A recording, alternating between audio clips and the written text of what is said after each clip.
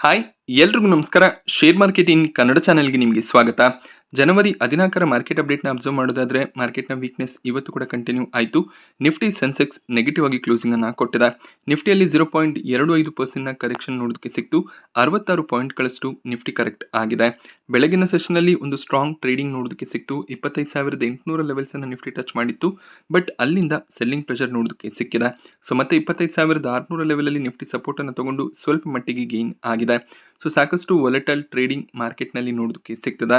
ಸೆನ್ಸೆಕ್ಸ್ನಲ್ಲಿ ಕೂಡ 0.3% ಕರೆಕ್ಷನ್ ಇವತ್ತು ನೋಡೋದಕ್ಕೆ ಸಿಕ್ಕಿದೆ. ಬ್ಯಾಂಕ್ ನಿಫ್ಟಿ ಫ್ಲಾಟ್ ಆಗಿ ಕ್ಲೋಸಿಂಗ್ ಅನ್ನ ಕೊಟ್ಟಿದೆ. ಜನವರಿ 15 ಮಹಾರಾಷ್ಟ್ರನಲ್ಲಿ ಸಿವಿಕ್ ಪೋಲ್ ಎಲೆಕ್ಷನ್ಸ್ ಇರುತ್ತೆ. ಆ ರೀಸನ್ನಿಂದ NSE ಹಾಲಿಡೇನ ಡಿಕ್ಲೇರ್ ಮಾಡಿದ್ದಾರೆ. ಸೊ ನಾಳೆ ಯಾವುದೇ ರೀತಿಯ ಟ್ರೇಡಿಂಗ್ ಮಾರ್ಕೆಟ್ನಲ್ಲಿ ಆಗೋದಿಲ್ಲ. US ಸುಪ್ರೀಂ ಕೋರ್ಟ್ ಟ್ರಂಪ್ ಅವರ ಟ್ಯಾರಿಫ್ಸ್ ಏನಿದೆ ಅದರ ಬಗ್ಗೆ ಒಂದು ಡಿಸಿಷನ್ ಅನ್ನ ಜನವರಿ 14ಕ್ಕೆ ಅಂದ್ರೆ ಇವತ್ತು ಮಧ್ಯರಾತ್ರಿ ಅರೌಂಡ್ ಅಲ್ಲಿ ಅನೌನ್ಸ್ ಮಾಡುವಂತ ಚಾನ್ಸಸ್ ಇದೆ. ಇದರ ಬಗ್ಗೆ ಟ್ರೇಡರ್ಸ್ ಗಳು ವೋಟಿಂಗ್ ಅನ್ನ ಕೂಡ ಮಾಡಿದ್ದಾರೆ. 73% ಜನ ಟ್ರಂಪ್ ಅವರ ಟ್ಯಾರಿಫ್ಸ್ ಏನಿದೆ ಅದು ಇಲ್ಲಿಗಲ್ ಅಂತ ಸುಪ್ರೀಂ ಕೋರ್ಟ್ ಜಡ್ಜ್ಮೆಂಟ್ ಬರುತ್ತೆ ಅಂತ ಹೇಳಿದ್ರೆ, 27% ಜನ ಅದು ಲೀಗಲ್ ಆಗಿರುತ್ತೆ ಅಂತ ಸುಪ್ರೀಂ ಕೋರ್ಟ್ ಜಡ್ಜ್ಮೆಂಟ್ ಅನ್ನ ಕೊಡಬಹುದು ಅಂತ ಪ್ರಿಡಿಕ್ಟ್ ಮಾಡಿದ್ದಾರೆ. ಸೊ ಭಾರತ ಕೂಡ ಈ ಒಂದು ಟ್ಯಾರಿಫ್ಸ್ ಏನಿದೆ ಅದು ಇಲ್ಲಿಗಲ್ ಅಂತ ಅನೌನ್ಸ್ಮೆಂಟ್ ಬರಲಿ ಅಂತ ಕಾಯ್ತಿರ್ತಾರೆ. ಯಾಕೆಂದ್ರೆ ಇಂಡಿಯನ್ ಮಾರ್ಕೆಟ್ಸ್ ಗಳಲ್ಲಿ ಈ ಒಂದು ಟ್ಯಾರಿಫ್ ರಿಲೇಟೆಡ್ ಕನ್ಸರ್ನ್ಸ್ ನಿಂದ ಸಾಕಷ್ಟು ವೀಕ್ನೆಸ್ ಬಂದಿದೆ. ಈ ಒಂದು ಟ್ಯಾರಿಫ್ಸ್ ಗಳು ರಿಮೂವ್ ಆದ್ರೆ ಖಂಡಿತವಾಗ್ಲೂ ಇಂಡಿಯನ್ ಮಾರ್ಕೆಟ್ ನಲ್ಲಿ ಒಂದು ಸ್ಟ್ರಾಂಗ್ ಮೊಮೆಂಟಮ್ ಬರಬಹುದು. ನಾಳೆ ಮಾರ್ಕೆಟ್ ಹಾಲಿಡೇ ಇರುತ್ತೆ. ಇದರ ಒಂದು ರಿಫ್ಲೆಕ್ಷನ್ ಏನಿದೆ, ಅಕಸ್ಮಾತ್ ಸುಪ್ರೀಂ ಕೋರ್ಟ್ ಜಡ್ಜ್ಮೆಂಟ್ ಅನ್ನ ಕೊಟ್ರೆ ಸೊ ಅದು ನಮಗೆ ಜನವರಿ 16ರ ಟ್ರೇಡಿಂಗ್ ಸೆಷನ್ ನಲ್ಲಿ ನೋಡೋದಕ್ಕೆ ಸಿಗತ್ತೆ. ಅಕಸ್ಮಾತ್ ಸುಪ್ರೀಂ ಕೋರ್ಟ್ ಏನಾದರೂ ಟ್ರಂಪ್ ಅವರು ಟ್ಯಾರಿಫ್ ಡಿಸಿಷನ್ಸ್ ಗಳನ್ನ ತಗೋಬಹುದು ಅಂತ ಜಡ್ಜ್ಮೆಂಟ್ ಅನ್ನ ಕೊಟ್ರೆ ಮಾರ್ಕೆಟ್ನಲ್ಲಿ ಇನ್ನಷ್ಟು ವೀಕ್ನೆಸ್ ಬರುವಂತ ಪಾಸಿಬಿಲಿಟೀಸ್ಗಳು ಕೂಡ ಇರುತ್ತೆ. ಹಾಗೆ ಟ್ರಂಪ್ ಅವರು ಸರ್ವಾಧಿಕಾರಿ ರೀತಿಯಲ್ಲಿ ಇನ್ನಷ್ಟು ಟ್ಯಾರಿಫ್ಸ್ ಗಳನ್ನ ಹಾಕ್ತಾ ಹೋಗ್ಬೋದು. ಸೊ ಸುಪ್ರೀಂ ಕೋರ್ಟ್ನ ರೂಲಿಂಗ್ ತುಂಬಾನೇ ಇಂಪಾರ್ಟೆಂಟ್ ಆಗಿದೆ. ಗೆ ಅಷ್ಟೇ ಅಲ್ಲದೆ ಬೇರೆ ಕಂಟ್ರಿಗಳಿಗೂ ಕೂಡ ಈ ಒಂದು ರೂಲಿಂಗ್ ತುಂಬಾ ಇಂಪಾರ್ಟೆಂಟ್ ಆಗುತ್ತೆ. ಹಾಗೆ ಟ್ರಂಪ್ ಅವರು ಸ್ಟೇಟ್ಮೆಂಟ್ ಅನ್ನ ಕೂಡ ಕೊಟ್ಟಿದ್ದಾರೆ. ಸುಪ್ರೀಂ ಕೋರ್ಟ್ ನನ್ನ ಒಂದು ಡಿಸಿಷನ್ ಏನಿದೆ ಅದನ್ನ ಎತ್ತಿಡಿಯುತ್ತೆ ಅಂತ ಅವರು ಹೇಳಿದ್ದಾರೆ. ಸೊ ನೋಡ್ಬೇಕಾಗತ್ತೆ ಸುಪ್ರೀಂ ಕೋರ್ಟ್ ಜಡ್ಜ್ಮೆಂಟ್ ಅನ್ನ ಕೊಡ್ತಾರಾ ಅಥವಾ ಇನ್ನೊಂದು ಡೇಟ್ ನೋಡೋದಕ್ಕೆ ಸಿಗತ್ತಾ ಅಂತ. ನಿಫ್ಟಿ ಟಾಪ್ ಗೇನರ್ಸ್ ಮತ್ತು ಲೂಸರ್ಸ್ ಅನ್ನು ಅಬ್ಸರ್ವ್ ಮಾಡಿದಾಗ ಮೆಟಲ್ ಸೆಕ್ಟರ್ನ ಸ್ಟಾಕ್ಗಳು ಇವತ್ತು ಕೂಡ ಸ್ಟ್ರಾಂಗ್ ಆಗಿ ಪರ್ಫಾರ್ಮ್ ಮಾಡಿದೆ. ಟಾಟಾ ಸ್ಟೀಲ್, ಇಂಡಾಲ್ಕೋ 2%ಗೂ ಹೆಚ್ಚಾಗಿ ಗೇನ್ ಆಯಿತು. NTPC ಸ್ಟಾಕ್ ಪ್ರೈಸ್ನಲ್ಲಿ ಕೂಡ 3% ಜಂಪ್ ನೋಡೋದಕ್ಕೆ ಸಿಕ್ತು. ಆಕ್ಸಿಸ್ ಬ್ಯಾಂಕ್ ಕೂಡ 3% ಇವತ್ತು ಗೇನ್ ಆಗಿದೆ. ONGCಯಲ್ಲಿ ಕೂಡ 2% ಗೇನ್ ನೋಡೋದಕ್ಕೆ ಸಿಕ್ಕಿದೆ. ಕ್ರೂಡ್ ಆಯಿಲ್ನ ಪ್ರೈಸಸ್ ಇನ್ಕ್ರೀಸ್ ಆಗ್ತಿರೋದ್ರಿಂದ ONGC ಸ್ಟ್ರಾಂಗ್ ಆಗಿ ಟ್ರೇಡ್ ಆಗಿದೆ. ನಿಫ್ಟಿಯ ಟಾಪ್ ಲೂಸರ್ಸ್ ಅನ್ನು ಅಬ್ಸರ್ವ್ ಮಾಡಿದಾಗ Kotak Mahindra bank stock price ನಲ್ಲಿ ಇವತ್ತು 80% ಕರೆಕ್ಷನ್ ನೋಡೋದಕ್ಕೆ ಸಿಗ್ತದೆ. ಸೊ 2000 ಅರೌಂಡ್ ಅಲ್ಲಿ ಟ್ರೇಡ್ ಆಗ್ತಿದ್ದಂತ ಸ್ಟಾಕ್ ಈಗ 400 ಅರೌಂಡ್ ಅಲ್ಲಿ ಟ್ರೇಡ್ ಆಗ್ತದೆ. ಇದಕ್ಕೆ ರೀಸನ್ ಕಂಪನಿ ಸ್ಟಾಕ್ ಸ್ಪ್ಲಿಟ್ ಅನ್ನು ಅನೌನ್ಸ್ ಮಾಡಿದ್ರು. 5:1 ರೇಷಿಯೋನಲ್ಲಿ ಸ್ಟಾಕ್ ಸ್ಪ್ಲಿಟ್ ಅನೌನ್ಸ್ ಆಗಿತ್ತು. ಅಂದ್ರೆ ಯಾರೆಲ್ಲ ಕೋಟಕ್ ಮಹೀಂದ್ರಾ ಬ್ಯಾಂಕ್ ನ ಶೇರ್ಸ್ ಗಳನ್ನ ಹೋಲ್ಡ್ ಮಾಡ್ತಿದ್ರಿ ನಿಮ್ಮೆಲ್ಲರಿಗೂ ಕೂಡ ಅಡಿಷನಲ್ 4 ಶೇರ್ಗಳು ಕ್ರೆಡಿಟ್ ಆಗುತ್ತೆ. ಅದೇ ರೀಸನ್ ನಿಂದ ಪ್ರೈಸ್ ಅಡ್ಜಸ್ಟ್ಮೆಂಟ್ ನೋಡೋದಕ್ಕೆ ಸಿಕ್ಕಿದೆ. ಸೊ ಪ್ಯಾನಿಕ್ ಆಗುವಂತ ಅವಶ್ಯಕತೆ ಇಲ್ಲ, ಶೇರ್ಸ್ಗಳು ಕ್ರೆಡಿಟ್ ಆಗುತ್ತೆ. ಸೊ ಈ ರೀತಿಯ ಒಂದು ಅಡ್ಜಸ್ಟ್ಮೆಂಟ್ಸ್ ಯೂಶಲಿ ಸ್ಟಾಕ್ ಪ್ರೈಸ್ ತುಂಬಾನೇ ಹೈಯರ್ ಲೆವೆಲ್ಸ್ ನಲ್ಲಿ ಇದ್ದಾಗ ರಿಟೇಲ್ ಪಾರ್ಟಿಸಿಪೇಷನ್ ಕಡಿಮೆ ಆಗುತ್ತೆ ಅಂತ ಕಂಪನೀಸ್ ಈ ರೀತಿಯ ಡಿಸಿಷನ್ಸ್ ಅನ್ನ ತಗೋತಾರೆ. ಹಾಗೆಯೇ ಏಷ್ಯನ್ ಪೇಂಟ್ಸ್ 2.5% ಕರೆಕ್ಟ್ ಆಗಿದೆ. ಕ್ರೂಡ್ ಪ್ರೈಸಸ್ ಇನ್ಕ್ರೀಸ್ ಆದಷ್ಟು ಕೂಡ ಅದು ಏಷ್ಯನ್ ಪೇಂಟ್ಸ್ಗೆ ನೆಗೆಟಿವ್ ಆಗಿರುತ್ತೆ.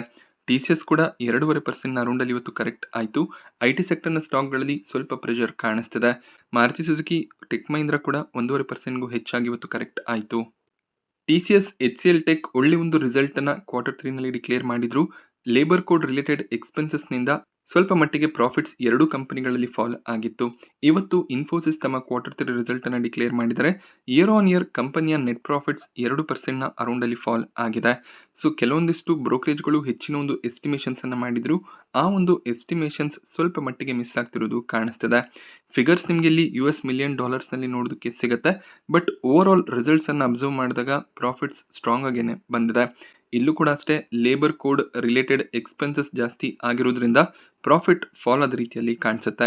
ಕ್ವಾರ್ಟರ್ ಕೂಡ ಪ್ರಾಫಿಟ್ಸ್ ಸಾಕಷ್ಟು ಫಾಲ್ ಆದ ರೀತಿಯಲ್ಲಿ ಕಾಣಿಸುತ್ತೆ. But over all one time expenses ನಿಂದ ಈ ರೀತಿಯಲ್ಲಿ ಪ್ರಾಫಿಟ್ ಫಾಲ್ ಕಾಣಿಸ್ತಿದೆ. ಬಟ್ ರೆವಿನ್ಯೂ ಗೈಡೆನ್ಸ್ ಸ್ವಲ್ಪ ಮಟ್ಟಿಗೆ ಇಂಪ್ರೂವ್ ಆಗ್ತಿರೋದು ಕಾಣಿಸ್ತಿದೆ. 3.5% ರೆವಿನ್ಯೂ ಗೈಡೆನ್ಸ್ ಅನ್ನ ಇನ್ಫೋಸಿಸ್ 2026ರ ಫಿನಾನ್ಷಿಯಲ್ ಇಯರ್ಗೆ ಕೊಟ್ಟಿದ್ದಾರೆ. ಮುಂಚೆ ಇದು 1.5% ಅರೌಂಡ್ ಅಲ್ಲಿ ಇತ್ತು. ಇಲ್ಲೂ ಕೂಡ ಅಷ್ಟೇ AI ರಿಲೇಟೆಡ್ ರೆವಿನ್ಯೂಸ್ ಇನ್ಕ್ರೀಸ್ ಆಗ್ತಿರೋದು ಕಾಣಿಸ್ತಿದೆ. ಒಂದು ಸ್ಟ್ರಾಂಗ್ ಡೀಲ್ ವಿನ್ಸ್ ಕೂಡ ಇನ್ಫೋಸಿಸ್ನ ಕಡೆಯಿಂದ ಬಂದಿದೆ. ಸೊ ರಿಸಲ್ಟ್ ಸ್ಟ್ರಾಂಗ್ ಆಗಿನೇ ಬಂದಿದೆ. ಇವತ್ತು ಸ್ಟಾಕ್ ಪಾಸಿಟಿವ್ ಆಗಿ ಕ್ಲೋಸ್ ಆಯಿತು. ನೋಡಬೇಕಾಗುತ್ತೆ ಈ ಒಂದು ರಿಸಲ್ಟ್ಗೆ ಇನ್ಫೋಸಿಸ್ನ ADR ಯಾವ ರೀತಿಯಲ್ಲಿ ರಿಯಾಕ್ಟ್ ಮಾಡುತ್ತೆ ಅಂತ. ಅದಾದ್ಮೇಲೆ ನಮಗೆ ಶುಕ್ರವಾರ ರಿಯಾಕ್ಷನ್ಸ್ ಕೂಡ ನೋಡೋದಕ್ಕೆ ಸಿಗುತ್ತೆ. ಬ್ರೋಕರೇಜ್ಗಳು ತಮ್ಮ ಟಾರ್ಗೆಟ್ಸ್ಗಳನ್ನು ಕೂಡ ಕೊಡ್ತಾರೆ. ಇನ್ಫೋಸಿಸ್ ರೀಸೆಂಟ್ ಆಗಿ ಬೈಬ್ಯಾಕ್ ಅನ್ನ ಕಂಪ್ಲೀಟ್ ಮಾಡಿದ್ರು. ಈ ಕ್ವಾರ್ಟರ್ನಲ್ಲಿ ಯಾವುದೇ ರೀತಿಯ ಡಿವಿಡೆಂಡ್ ಅನ್ನ ಇನ್ಫೋಸಿಸ್ ಅನೌನ್ಸ್ ಮಾಡಿಲ್ಲ. ಬಟ್ ನೆಕ್ಸ್ಟ್ ಕ್ವಾರ್ಟರ್ಗಳಲ್ಲಿ ಡಿವಿಡೆಂಡ್ಸ್ ಬರುವಂತ ಚಾನ್ಸಸ್ ಇರುತ್ತೆ. ಟಾಟಾ ಎಲ್ಕ್ಸಿ ನಿನ್ನೆ ತಮ್ಮ ರಿಸಲ್ಟ್ಸ್ ಅನ್ನ ಡಿಕ್ಲೇರ್ ಮಾಡಿದ್ರು. ಪ್ರಾಫಿಟ್ ಸಾಕಷ್ಟು ಫಾಲ್ ಆಗಿತ್ತು. 109 ಕೋಟಿಯ ಪ್ರಾಫಿಟ್ಸ್ ಅನ್ನ ಈ ಕಂಪನಿ ಡಿಕ್ಲೇರ್ ಮಾಡಿದ್ರು. ಟಾಟಾ ಎಲ್ಕ್ಸಿ ಕೂಡ ಐಟಿ ಸೆಕ್ಟರ್ ನ ಕಂಪನಿ ಆಗಿದೆ. ಲೇಬರ್ ಕೋಡ್ಸ್ ನ ರೀಸನ್ ನಿಂದ ಓವರ್ ಆಲ್ ಪ್ರಾಫಿಟ್ ಡ್ರಾಪ್ ಆಗಿದೆ. ಅದರ ಇಂಪ್ಯಾಕ್ಟ್ ಇವತ್ತು ಸ್ಟಾಕ್ ಪ್ರೈಸ್ ನಲ್ಲಿ ಕೂಡ ನೋಡೋದಕ್ಕೆ ಸಿಕ್ತು. ಆಲ್ಮೋಸ್ಟ್ 5.5% ಅರೌಂಡ್ ಅಲ್ಲಿ ಟಾಟಾ ಎಲ್ಕ್ಸಿ ಕರೆಕ್ಟ್ ಆಗಿದೆ. ಸೊ ಯೂಶಲಿ ರಿಸಲ್ಟ್ಸ್ ಬಂದಾಗೆಲ್ಲ ಟಾಟಾ ಎಲ್ಕ್ಸಿ ಸ್ಟಾಕ್ ಪ್ರೈಸ್ ನಲ್ಲಿ ವೀಕ್ನೆಸ್ ಇರುತ್ತೆ. Q1, Q2 ನಲ್ಲಿ ಕೂಡ ಅದನ್ನು ನಾವು ಅಬ್ಸರ್ವ್ ಮಾಡಿದೀವಿ. ಕಂಪನಿಯ ಪ್ರಾಫಿಟಬಿಲಿಟಿ ಅಷ್ಟೇನು ಸ್ಟ್ರಾಂಗ್ ಆಗಿ ಗ್ರೋ ಆಗ್ತಿಲ್ಲ. ಸ್ವಲ್ಪ ಮಟ್ಟಿಗೆ ಕನ್ಸರ್ನ್ಸ್ ಕೂಡ ಕ್ರಿಯೇಟ್ ಆಗ್ತಿದೆ. ಆ ರೀಸನ್ ನಿಂದ ರಿಸಲ್ಟ್ ಬಂದಾಗೆಲ್ಲ ಸ್ಟಾಕ್ ಕರೆಕ್ಟ್ ಆಗ್ತಿರುತ್ತೆ. ಅದಾದ್ಮೇಲೆ ಸ್ವಲ್ಪ ಮಟ್ಟಿಗೆ ರಿಕವರಿ ಬರುತ್ತೆ. ಸಿಲ್ವರ್ ಪ್ರೈಸಸ್ ಮತ್ತೆ ಜಂಪ್ ಆಗಿದೆ. ಆಲ್ ಟೈಮ್ ಹೈ ಲೆವೆಲ್ಸ್ ನ ಅರೌಂಡ್ ಅಲ್ಲಿ ಈಗ ಟ್ರೇಡ್ ಆಗ್ತದೆ. ಸಿಲ್ವರ್ ಫ್ಯೂಚರ್ ಪ್ರೈಸಸ್ ಪ್ರತಿ ಕೆಜಿಗೆ 2.8 ಲಕ್ಷ ಆಗಿದೆ. ಮೋತಿಲಾಲ್ ಓಸ್ವಾಲ್ ರೀಸೆಂಟ್ ಆಗಿ ಒಂದು ಸ್ಟೇಟ್ಮೆಂಟ್ ಅನ್ನ ಕೊಟ್ಟಿದ್ರು. 2026 ವರ್ಷದಲ್ಲಿ ಸಿಲ್ವರ್ನ ಫ್ಯೂಚರ್ ಪ್ರೈಸಸ್ 3.2 ಲಕ್ಷಕ್ಕೆ ರೀಚ್ ಆಗುತ್ತೆ ಅಂತ. ಸೊ ಮೇ ಬಿ ಆ ಒಂದು ಲೆವೆಲ್ಸ್ ಅನ್ನ ಈಸಿಯಾಗಿ ಸಿಲ್ವರ್ ಕ್ರಾಸ್ ಮಾಡುವಂತ ಚಾನ್ಸಸ್ ಇರುತ್ತೆ. ಒಂದು ಸಡನ್ ಕರೆಕ್ಷನ್ ಬಂದ್ರೆ ಆಗ ಆ ಪಾಸಿಬಿಲಿಟಿ ಕಡಿಮೆ ಆಗ್ಬೋದು. ಇಲ್ಲಾಂದ್ರೆ ಆರಾಮಾಗಿ ಸಿಲ್ವರ್ ಪ್ರತಿ ಕೆಜಿಗೆ 3.2 ಲಕ್ಷದ ಮೇಲೆ ಹೋಗುವಂತ ಚಾನ್ಸಸ್ ಇದೆ. ಸೊ ಯಾವಾಗೆಲ್ಲ ಸಿಲ್ವರ್ನ ಪ್ರೈಸಸ್ ಇನ್ಕ್ರೀಸ್ ಆಗುತ್ತೆ ಆಗ ಹಿಂದೂಸ್ತಾನ್ ಜಿಂಕ್ ಸ್ಟಾಕ್ ಪ್ರೈಸ್ ನಲ್ಲಿ ಜಂಪ್ ಇರುತ್ತೆ. ಇವತ್ತು ಕೂಡ ಸ್ಟಾಕ್ 4% ನಷ್ಟು ಗೇನ್ ಆಯಿತು.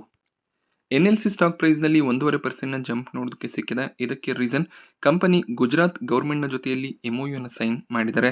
ಗುಜರಾತ್ ಗೌರ್ಮೆಂಟ್ ಸಾಕಷ್ಟು ಪವರ್ ಪ್ರಾಜೆಕ್ಟ್ ಗಳನ್ನ ಎಸ್ಪೆಷಲಿ ರಿನ್ಯೂವಬಲ್ ಎನರ್ಜಿ ಪ್ರಾಜೆಕ್ಟ್ಸ್ ಗಳನ್ನ ಅನೌನ್ಸ್ ಮಾಡಿದ್ದಾರೆ.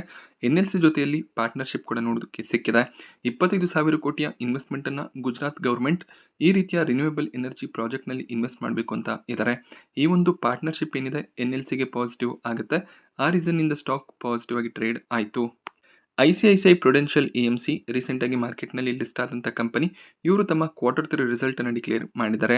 Year on year profits 45% jump ಆಗಿದೆ. ಹಾಗೆ ಕಂಪನಿ ₹14.85 ಡಿವಿಡೆಂಡ್ ಅನ್ನು ಅನೌನ್ಸ್ ಮಾಡಿದ್ದಾರೆ. ಸೊ ಒಂದು strong result ICICI Prudential AMC ಕಡೆಯಿಂದ ಡಿಕ್ಲೇರ್ ಆಗಿದೆ. ಸ್ಟಾಕ್ ಇವತ್ತು 2.5% ಅರೌಂಡ್ ಅಲ್ಲಿ ಗೇನ್ ಆಯಿತು. ಸೊ ಈ ಒಂದು ಡಿವಿಡೆಂಡ್ಗೆ ರೆಕಾರ್ಡ್ ಡೇಟ್ ಜುಲೈ 21 ಆಗಿರುತ್ತೆ. ಸೊ ಸಾಕಷ್ಟು ಕಂಪನಿಗಳು ವರ್ಷಕ್ಕೆ ಒಂದು ಬಾರಿ ಡಿವಿಡೆಂಡ್ ಅನ್ನ ಪೇ ಮಾಡ್ತಾರೆ.